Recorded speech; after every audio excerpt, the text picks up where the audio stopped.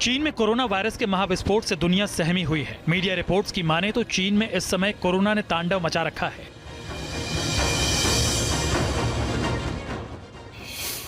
ऐसा बताया जा रहा है कि चीन में 80 करोड़ लोगों के संक्रमित होने का खतरा है। यही नहीं, आने वाले महीनों में 20 लाख लोग मारे जा सकते हैं। चीन के अस्पतालों में जहां मरीजों के लिए जगह नहीं बची है, वहीं मुर्दा घर भी भर चुके हैं। कई जगहों पर लाशों के अंतिम संस्कार के लिए वेटिंग चल रही है।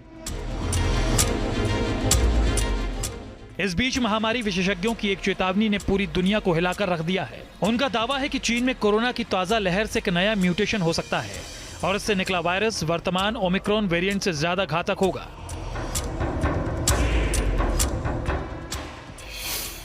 चीन में कोरोना से मची तबाही के पीछे जानकार कोविड-19 के नए वेरिएंट ओमिक्रॉन BF.7 को वजह बता रहे हैं। आखिर ये वेरिएंट कितना खतरनाक है, इसे विस्तार से समझते हैं। चीन में जिस तरह इस वेरिएंट के लगातार मामले सामने आ रहे हैं, उससे साफ है कि ये वेरिएंट काफी तेजी से फैलता है। रिपोर्ट्स के अनुसार BF.7 ओमिक्रॉन वेरिएंट ट्रांसमिट करने में तेज है। इसका इनक्यूबेशन पीरियड कम है और ये लोगों को आसानी से संक्रमित करता है। जो लोग टीका लगवा चुके हैं वो भी इससे संक्रमित हो सकते हैं। यूनिवर्सिटी ऑफ वेस्टमिंस्टर में माइक्रोबायोलॉजी के सीनियर लेक्चरर मनाल मोहम्मद का कहना है कि BF.7 से संक्रमित एक इंसान 10 से 18 लोगों को संक्रमित कर सकता है। बाकी ओमिक्रॉन वेरिएंट से सिर्फ 5 लोगों में संक्रमण फैलता था। कोरोना की शुरुआत से अब तक कई सारे वेरिएंट्स आए हैं, जिनमें ओमिक्रॉन सबसे प्रमुख रहा है। रिपोर्ट्स के मुताबिक BF.7 वेरिएंट ज्यादातर ऊपरी रेस्पिरेटरी ट्रैक यानी सांस लेने वाली नली को प्रभावित करता है। कमजोर इम्यूनिटी वाले लोगों के लिए यह घातक साबित हो सकता है। BF.7 वेरिएंट के कुछ लक्षण हैं, जिनमें बुखार, खांसी, गले में खराश, नाक बहना, थकान, उल्टी, गैस्ट्रोइंटेस्टाइनल लक्षण भी हो सकते हैं।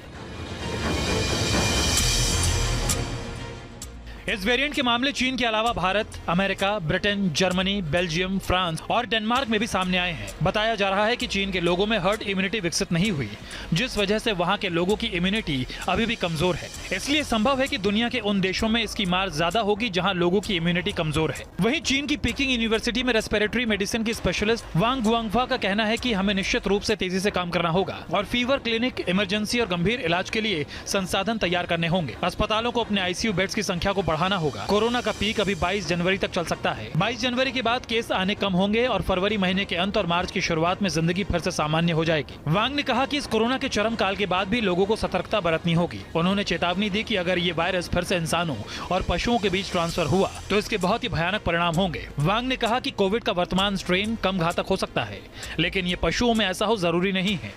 ये हो सकता है कि पशुओं के लिए कम घातक हो, लेकिन एक बिंदु तक वायरस इंसानों को फिर से संक्रमित कर सकता है।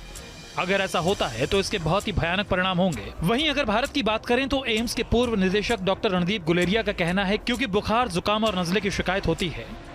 इंडिया की सिचुएशन चाइना के हिसाब से बहुत बेहतर है, क्योंकि हमारी वैक्सीनेशन स्ट्रैटेजी बहुत सक्सेसफुल रही है। बूस्टर डोज भी हाई रिस्क ग्रुप ने और ज़्यादा लोगों ने लगा लिया है।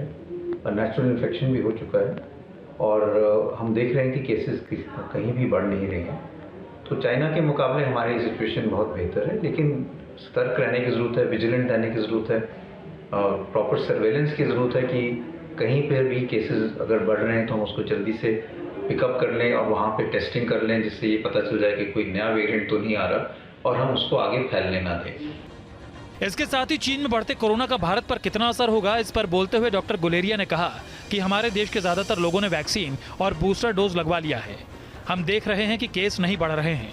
चीन के मुकाबले हमारी स्थिति अलग है और बेहतर है, लेकिन इसका ये मतलब नहीं कि हम लापरवाही बरतें। हमें सतर्क और सावधान रहने की जरूरत है।